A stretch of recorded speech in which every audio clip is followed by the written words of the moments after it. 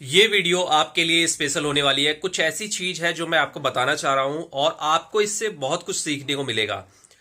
Sales line में काम करने वाले अधिकतर लोग, चाहे वो पुराने हो या नए हो, पुराने लोग नए लोगों को डिमोटिवेट करते हैं और नए जो लोग हैं वो यही समझते हैं कि सेल्स जॉब जो है बहुत ही बेकार जॉब है, यहां पर इज्जत भी नहीं है, सैलरी भी नहीं है और धूप में काम करना पड़ता है। किसी को बताते हैं सेल्स में काम करते हैं तो एक गाली की तरह लगता है।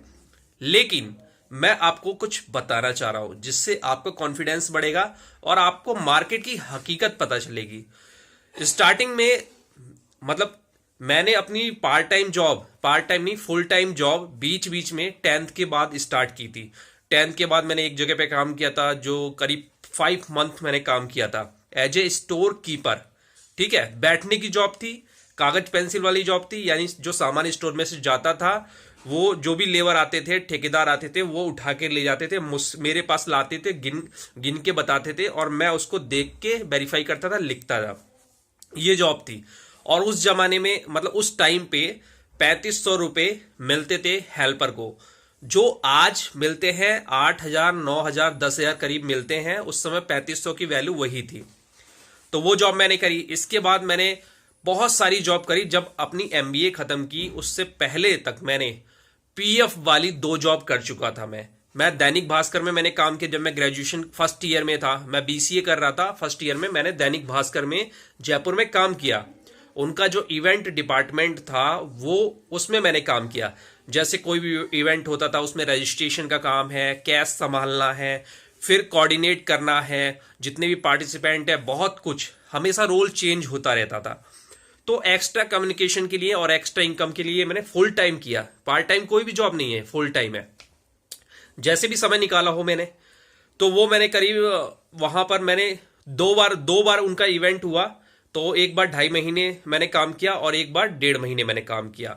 इसके अलावा भी उनके और डिपार्टमेंट में मैंने काम किया समय समय पर।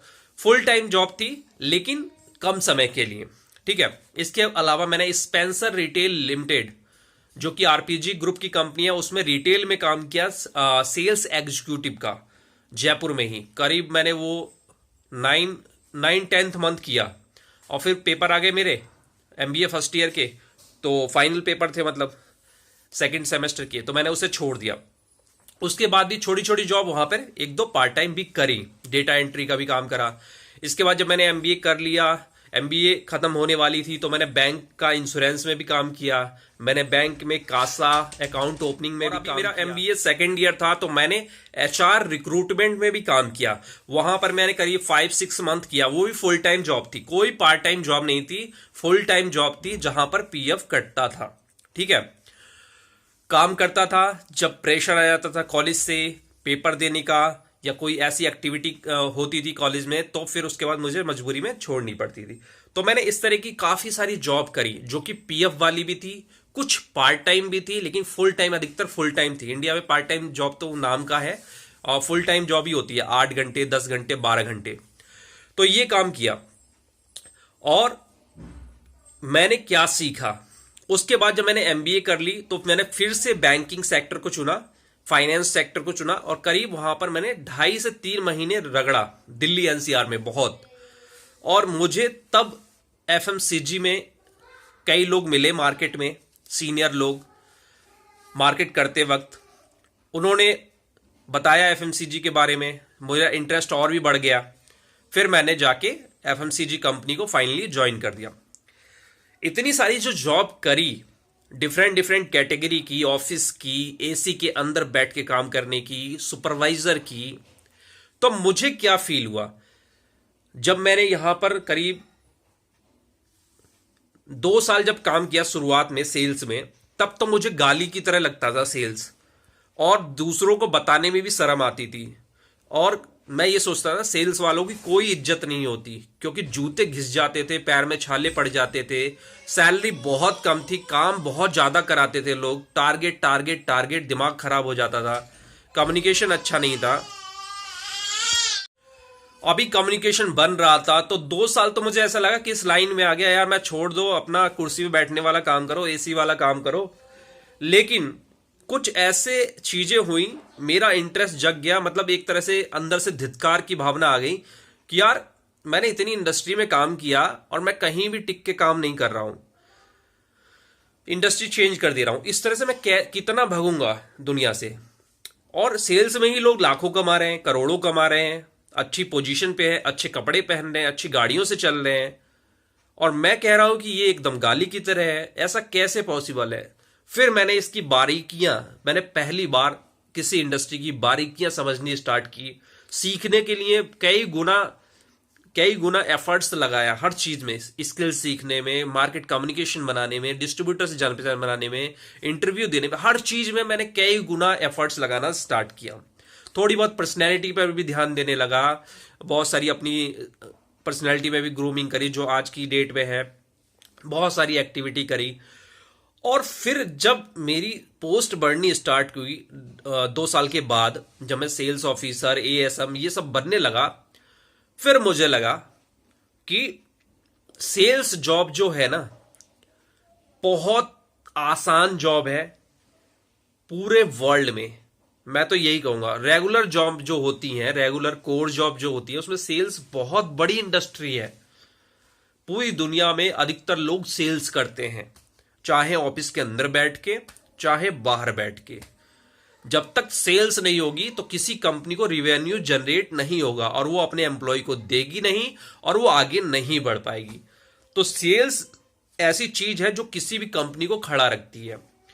और सेल्स में ग्रोथ के बहुत सारे चांसेस है, बहुत ज्यादा, और बहुत मजा आता है जब आप डूब के इसमें काम करने लगते हो। हाँ, थकावट होती है, सिर दर्द होता है, बुखार आ जाता है, हेल्थ खराब होती है, डाउन होती है, किसी किसी महीने बहुत ज्यादा डाउन हो जाती है, सब चलता है, सीनियर लेवल पर भी और जूनियर लेवल पर भी। पर ये इंडस्ट्री मुझे बहुत अच्छी लगी। जब आप सीनियर पे आ जाते हैं ना, तो जो लोग आपके सेल्स लाइन को गाली दे रहे होते हैं, क्योंकि देखो जब छोटी पोजीशन होती है तो हमारे पास पैसे भी नहीं होते, ट्रैवलिंग में खर्च हो जाते हैं, हेल्थ खराब हो जाती है, पैर में छाले पड़ते हैं, शकल सूरत खराब हो जाती है, कपड़े इतने अच्छे नहीं पहन पाते। लेकिन जब सीनियर बनने लगते हैं धीरे धीरे, तो पैसा आने लगता है, बरसने लगता है पैसा, फिर सारी चीजें मेंटेन होती है। फिर यही समाज सेल्स जॉब के लिए उतावला हो जाता है कि यार ये क्या करता है, ये क्या करता है, इतना पैसा आ रहा है, इतना मेंटेन कर रहा है, और घूमने को भी मिलता है। सेल्स फील्ड जॉब में तो घूमने को भी मिलता है, एक्टिविटी भी होती है, बहुत सारी कंपनी एक्टिविटी कराती है, अच्छी अच्छी कंपनी। तो यहां पर आके समझ में आया कि सेल्स जो जॉब है ना, बिना डिग्री के भी लोग यहां पर आ सकते हैं और अपनी मेहनत के दम पर यहां पर बढ़ सकते हैं। और बाद में डिग्री विग्री की जरूरत है तो डिस्टेंस एजुकेशन से कर ली, ओपन यूनिवर्सिटी से कर लिया। और किसी जो जॉब में है, भले वो स्टार्टिंग में खुश हैं, लेकिन आज की डेट में अगर वो सेल्स से कंपेयर करें तो बहुत ज्यादा हैप्पी नहीं है। सेल्स जॉब बहुत अच्छी जॉब है। आपने सेल्स का नीचे वाला स्तर देखा है, और जिसने ऊपर वाला स्तर देखा है, प्रेशर के साथ ही पैसा भी है, इज्जत भी है, और टाइम आपको भी मिलता है हर चीज का। और देखो, चैलेंज अगर किसी जॉब में नहीं है तो वो जॉब है ही नहीं। वहां पर ना पैसे बढ़ेंगे, ना आपकी पोजीशन बढ़ेगी। कंपनी चैलेंज के लिए ही पे करती है। सेल्स के साथ साथ जो पोजीशन बढ़ाती है वो चैलेंज के लिए बढ़ाती है। और मैं यहां पर किसी को मोटिवेट नहीं कर रहा, मैं वो बता रहा हूं जो मेरे साथ हुआ है और जो मेरे सीनियर लोग फील करते हैं। लाख हम लोग गाली देते रहते हैं सेल्स लाइन को, कंपनियों को, बुरी जॉब है, अगले जन्म में नहीं करूंगा। लेकिन हम इस लाइन को छोड़ के किसी दूसरी लाइन में जाना ही नहीं चाहते, क्योंकि जो मजा यहां पर है, जो सैलरी यहां पर है, जो चीजें यहां पर है, वो किसी दूसरी लाइन में नहीं मिलेगी। सेल्स वालों को ऑफिस की जॉब मिल जाए, बीमार पड़ जाएंगे, कर नहीं पाएंगे, मैं बता रहा हूं आपको।